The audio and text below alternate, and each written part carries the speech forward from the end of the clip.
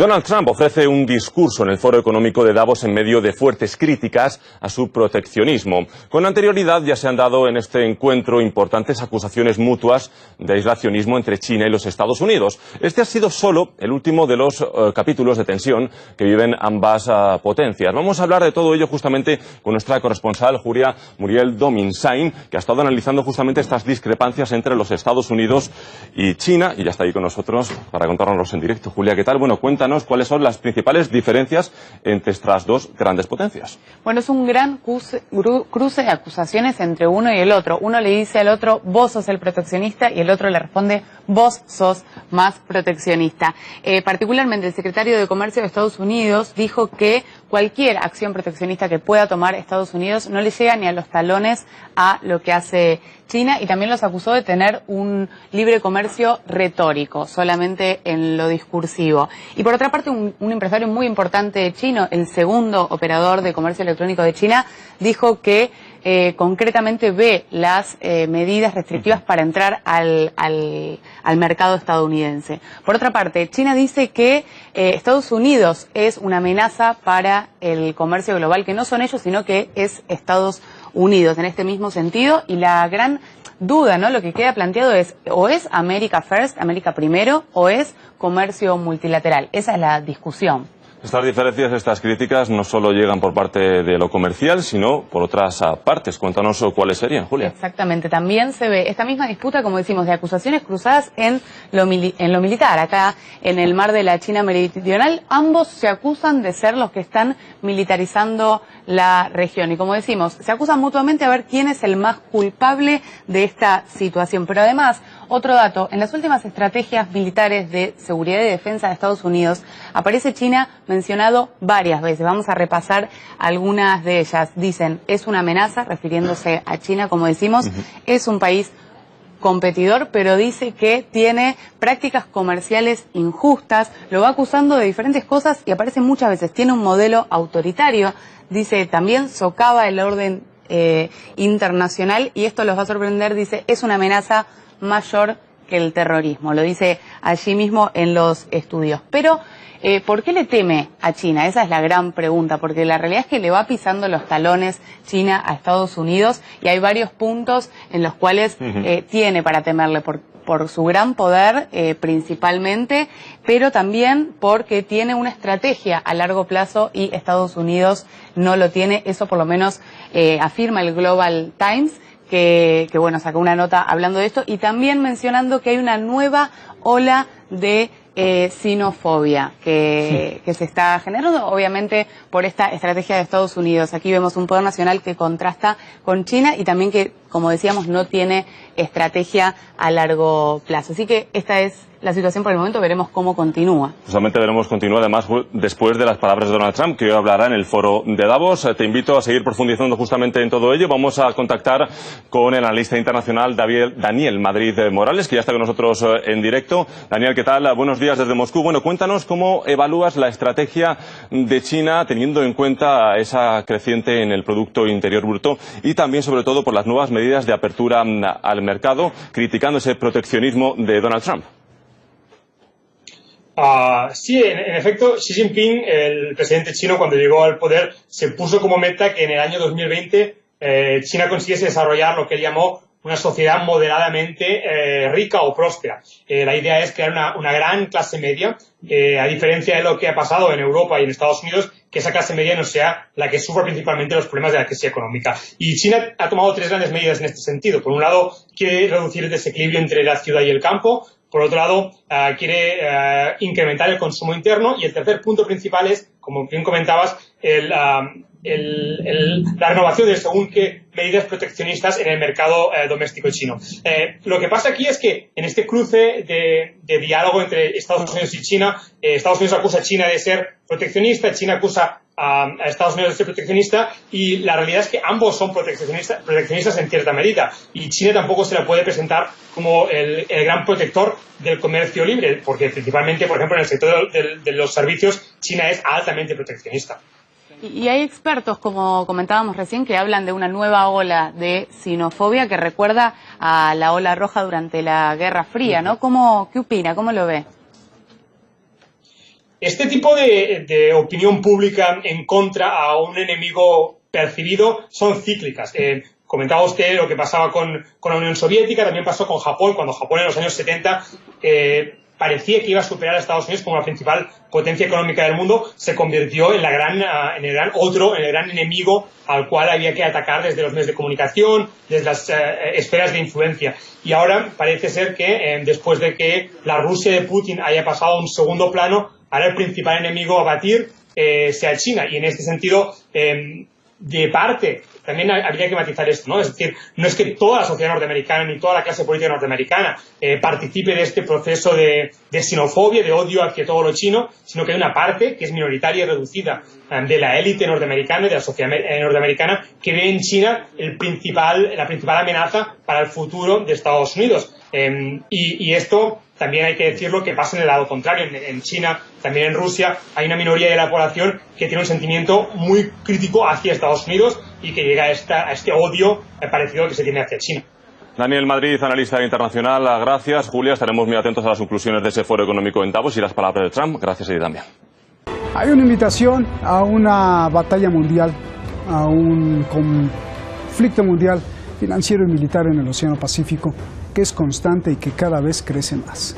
La amenazante sombra de Estados Unidos de meter su nariz en todos lados, en este caso en Asia Oriental, y el milenario dragón chino que nunca pretende ser doblegado, son las claves del tablero de ajedrez que involucra además a muchos factores y muchos países. China, Corea del Norte, Corea del Sur, Filipinas, Taiwán, Japón y Estados Unidos.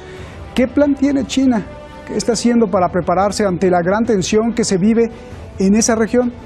¿Por qué Estados Unidos quiere reforzar su presencia ahí? Gracias por haberme llamado.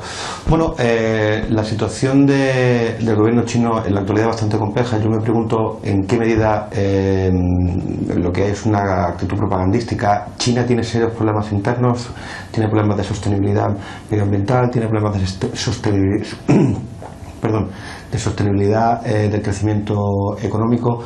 Ha habido un incremento de la represión dentro de China. El gobierno de Xi Jinping, como decía, tiene serios problemas internos y en parte la actitud china obedece a esta realidad. Además se le añade la debilidad relativa de los norteamericanos. La política de Obama, el giro hacia el Pacífico de Obama ha sido un fracaso y el gobierno es evidente que la administración Trump no ha sabido encontrar un norte, un patrón de comportamiento distinto del de Obama. Al principio parecía que abandonaban la política de dos estados un país, luego parece que vuelven a que ha reculado. El último viaje de Rex Tillerson tampoco parece que haya surtido frutos y en último lugar tenemos relación bilateral con los norteamericanos, la situación interna y en último lugar tenemos la cuestión de Corea del Norte, que yo creo que es imprevisible. A mí no me parece que los chinos estén especialmente cómodos con la postura del gobierno coreano, que entre otras cosas está provocando que, por ejemplo, puede provocar que los norteamericanos instalen radares en Corea del Sur, que efectivamente China percibe como una agresión, porque esos radares no solo van a servir para controlar a las fuerzas norcoreanas, sino también a las propias fuerzas chinas. Lo que yo creo que son estas son las tres principales fuentes de tensión que ahora mismo hay desde el punto de vista chino. La situación interna, que es compleja, la política norteamericana, que es confusa, y la política de los norcoreanos, que en mi opinión es impredecible de momento. Bien, bueno, radares que tienen la tecnología de la banda X que no le gusta a los chinos, bueno, eso es lo que dicen.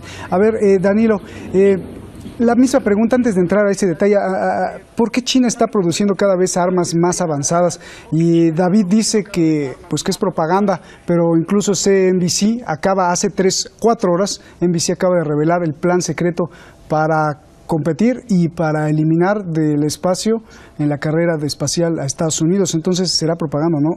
¿Es realidad o no? Sí, es una realidad y China es una auténtica potencia mundial que además ha crecido de manera notoria en estos últimos años y eso a Estados Unidos le preocupaba a Obama y vemos que a pesar del supuesto giro, para muchas cosas a peor creo, que puede haber supuesto la entrada de Donald Trump a la Casa Blanca, vemos que en materia de China continúa siendo prácticamente la misma política, la de Trump. Recordemos que en 2011 Donald Trump, cuando no era aún tan famoso como lo es hoy, ya decía que China era su auténtico enemigo e incluso en alguna ocasión utilizó la palabra guerra. Yo me quedo incluso con ese término, guerra comercial. Estados Unidos no tiene ningún tipo de interés en que China continúe creciendo, continúe conquistando mercados y sea un contrapeso al poder mundial que ejerce Estados Unidos. Por eso creo que le molesta irremediablemente la actitud de China. Bien. David, Estados Unidos no quiere que China controle el mar meridional. De hecho, amenazó el secretario de Estado. China le contestó que la única forma de pararle es declararle una guerra a gran escala, lo contestó China. ¿Cuál es tu lectura de esto? Bueno, esto es un conflicto que no es nuevo, que no solamente involucra a los norteamericanos y a los chinos. Hay otras naciones del entorno, como por ejemplo Filipinas, con lo que los chinos parece que han llegado a algún tipo de acuerdo. Hace poco Vietnam también tiene sus propios intereses en la zona.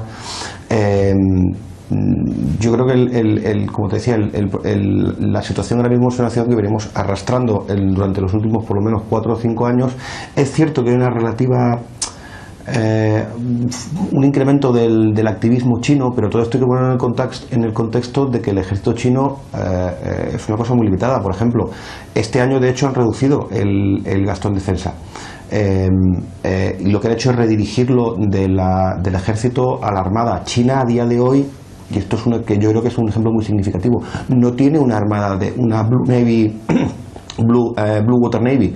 La armada china es una cosa muy limitada, tienen un portaaviones medianamente moderno.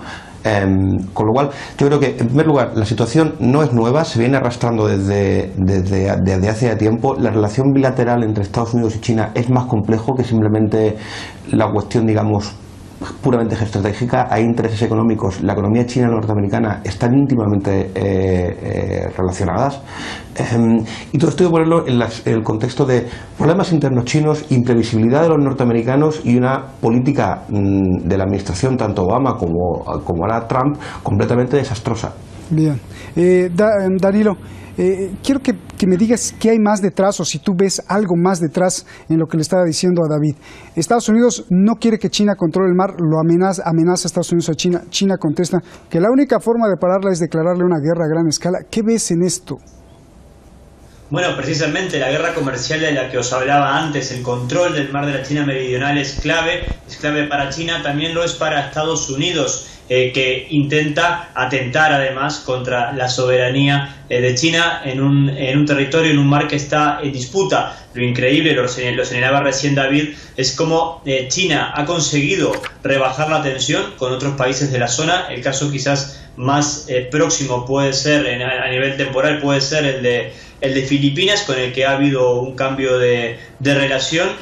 Ha logrado rebajar la tensión que existía y esto es una constante en la zona. Sin embargo, vemos cómo esto no ocurre con Estados Unidos, que continúa militarizando el mar de la China meridional y continúa haciendo incursiones navales. Eso preocupa enormemente al gobierno chino, lo ha criticado de manera muy clara además el gobierno chino, y ha advertido que esto puede elevar la tensión e incluso podría derivar en una confrontación en términos militares. Eso, sin lugar a dudas, es un factor debería ser por lo menos un factor de preocupación a nivel de la comunidad internacional, que sin embargo creo que en torno al asunto del mar de la China meridional no ha sido clara, y sobre todo no ha sido clara a la hora de condenar las incursiones que realiza el gobierno de Estados Unidos en esa región. Oye, Danilo, pero ¿por qué Estados Unidos está mandando misiles THAAD y cada vez más y más misiles THAAD ahí en Asia-Pacífico? ¿Por qué?